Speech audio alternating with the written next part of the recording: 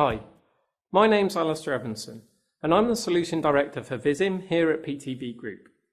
Now, I've been using microsimulation to model traffic for around 10 years, and during that time I've had many friends who have asked me, what is it that you do?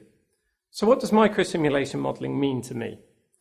Well, if you ask my wife, when she captures a glimpse of a model running on my computer, I play on computer games. She believes mainly SimCity, and I'm sure that a lot of you have had similar experiences when colleagues have walked around an office and looked at your monitors. But actually, how far from the truth is it? We use microsimulation to plan, evaluate, and optimize our entire transport networks. So is it really the real-world application of SimCity, or the science behind the concept? PTV Group represents the mind of movement, and for me this is embodied by microsimulation because its power is that it can help us simulate pretty much anything that moves. I've met and spoken to modelers all around the world who use microsimulation to model not only vehicles, pedestrians and cyclists, but also trains, trams, aeroplanes, boats, and all the operations that go along with them.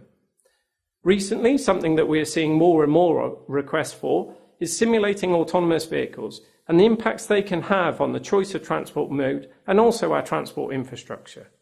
So with microsimulation, we really are modelling anything that moves, regardless of the type of vehicle or its location.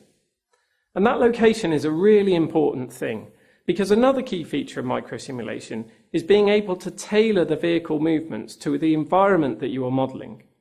Now, this is where MicroSim differs from other types of modelling, because it's visual. You are watching the vehicles as they move through a network, and you can influence individually how they behave in a lot more detail. For me, microsimulation is about mapping a network, but in an incredibly detailed way, creating a virtual representation of an environment, wherever that might be in the world, and then simulating the complex decisions and behaviours of how vehicles interact with each other. We know that vehicles don't drive the same in parts of Asia as they do in Europe or in the US, or that even the types of vehicles that are on the road in those countries can vary. Being able to calibrate or replicate the individual local conditions of where you're modelling is a really important thing, and something that is not available in all methods of modelling.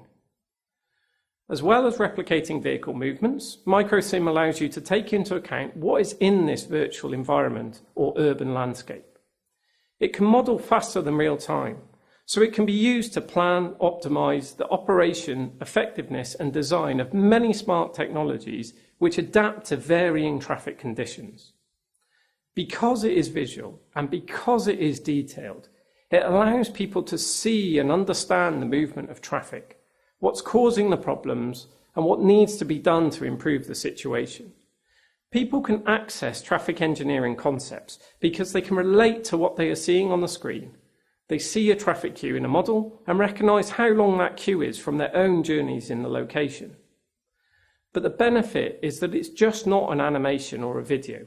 It's also providing sound engineering results that are based on sound scientific behaviours. Results which identify the problem and then can be used to quantify the benefit of any interventions. This is important because it can save money.